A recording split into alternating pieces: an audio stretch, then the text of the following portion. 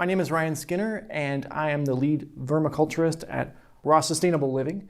At Raw Sustainable Living, we create worm castings.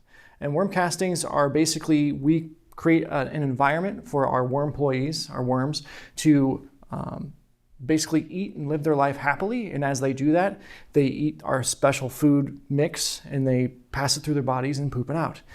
And this poop is actually the vermicast, the vermicastings. That's the magic part. Why did I start doing this? I've been gardening for a while. I've been gardening for about 12 years now.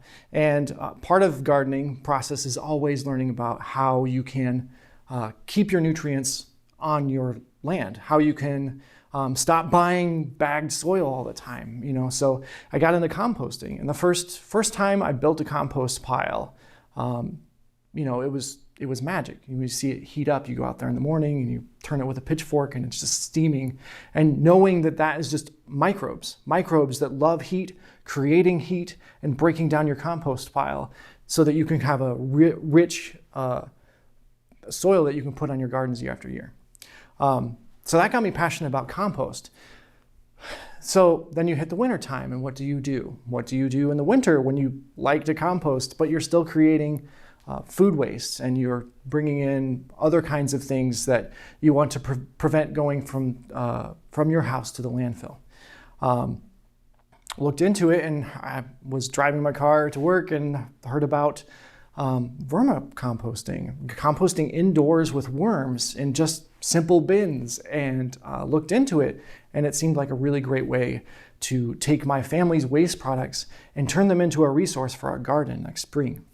So we started a couple bins in the basement, and it worked really well. And in fact, maybe I liked it better than doing standard compost piles. It's less work. The nutrition that passes through the worms is 10 times more plant available. You're going to have less turning the piles, right? That's the work.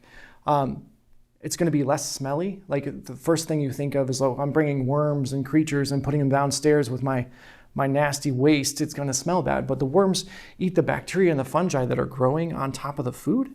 And before it has a chance to go anaerobic and give off that nasty smell, they've already consumed the bacteria there. So that keeps the smells down really low.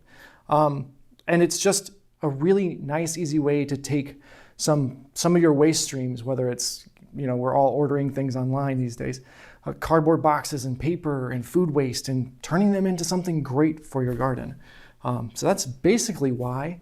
But let's get into the how. How do you do it if it's so great? Basically what we're doing is we're mixing things together to kind of give a ratio of what we call brown and green. Brown materials are things